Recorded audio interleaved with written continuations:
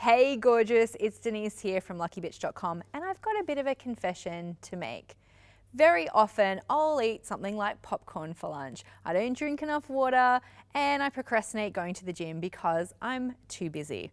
Now, I started my business to give me more flexibility and more abundance, but I am the first to admit that I let my self-care slide all of the time. So if you're in the same position, today I want to inspire you to change a few habits. And together, let's make a commitment to make a first-class life in all areas. I'm up for it if you are.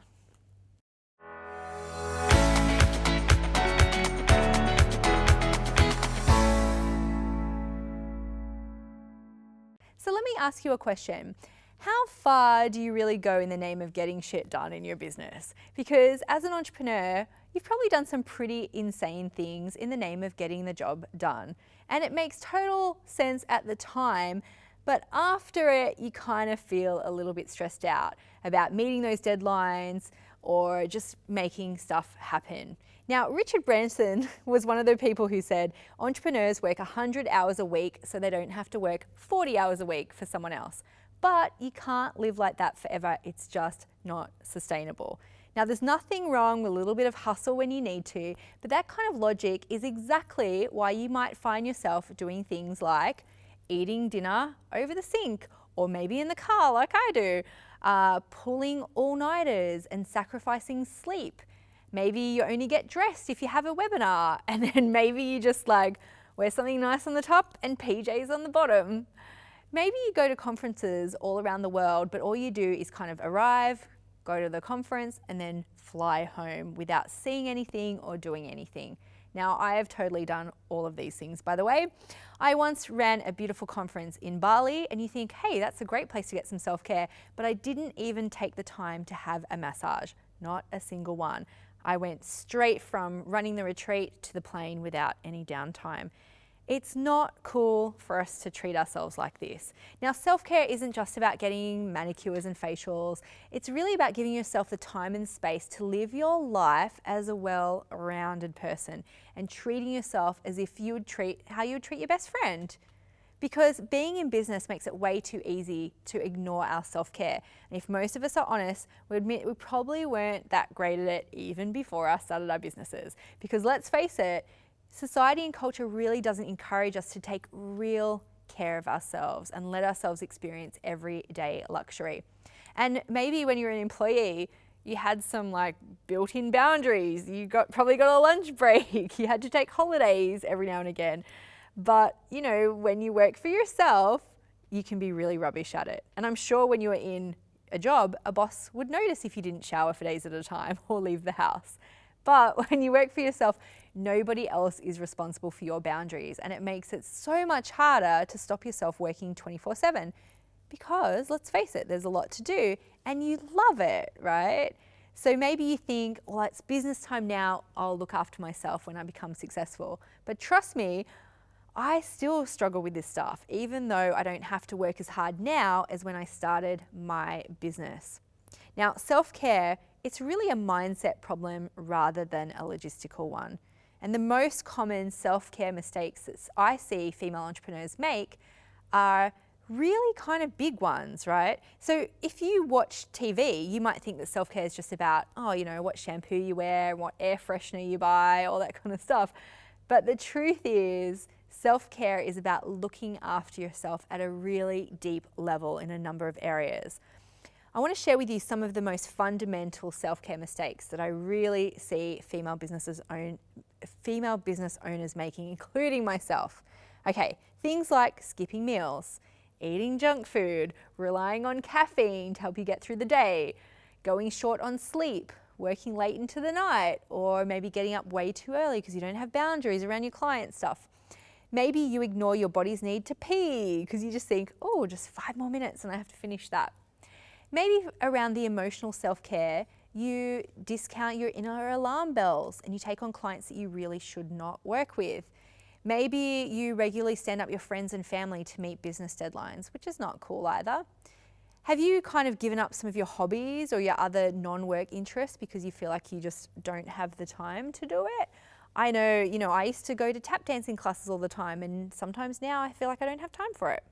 What about your spiritual self-care? Do you neglect your meditation time, your journaling, or some of your other practices?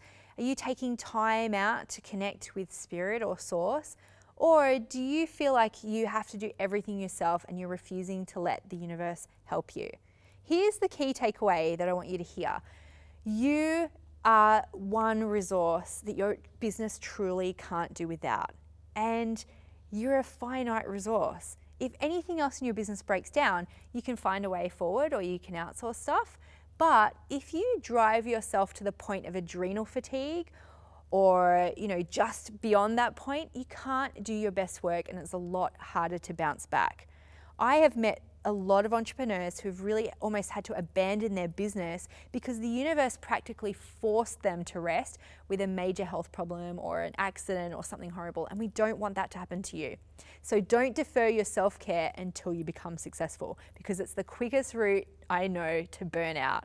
And it actually stops you being successful as well. You really have to do it now before you think you're ready. Now, here's an idea for you. You might be able to combine self-care and business together. Now, for example, I love doing this. I do quarterly business retreats with my girlfriends. We drive for an hour to a spa. We talk business the whole way.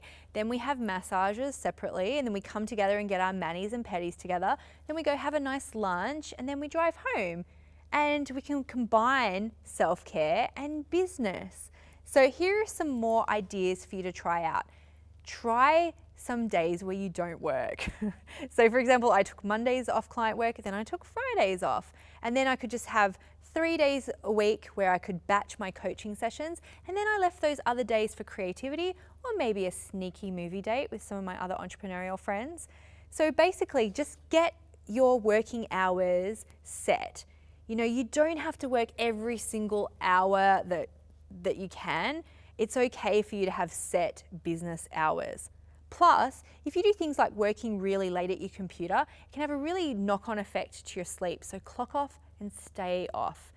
And if you need to implement client boundaries, tell them when they can expect a response from you and wean them off instant gratification. Tell them when you're not working. Plus, if you get an assistant and get some help, you can outsource some of those things that stress you out the most, and they can be a gatekeeper as well. Now, the last thing to do, upgrade your lady mafia, upgrade your mastermind. Find women who will inspire you to treat yourself like the lucky bee you are. Now, maybe the thing that makes prioritizing self-care so hard is that you actually don't know what that would look like for you. Now, one of the best ways I know to practice self-care is to really start to create your vision of your ideal life. When you're clear on exactly what you want to manifest, you'll be much more motivated to take those little actions to help you achieve it. So I've actually got a special gift for you today to help you create that vision for your first class life. It's a guided meditation to put yourself into the future and see what self-care can really do for you. I'll take you through a powerful creative visualization of your ideal day in your ideal life. You'll get to see it and experience it, and then you'll start to believe it. And one day you'll wake up and you realize that you've created it for real. I usually only give this meditation away to people on my Lucky Bitch Money Bootcamp or my manifesting course, but it's yours free today for immediate download as my gift to you. You can listen to it while you're working, when you're out for a walk, or maybe as you go to sleep, but just not when you're operating heavy machinery, obviously. So to download it, just go to luckybitch.com/dream and listen to it and see how self-care can really help you take your life to the next level. Because guess what? There's only you only have one life, and you have to take care of yourself because it's your time and you're ready for the next step.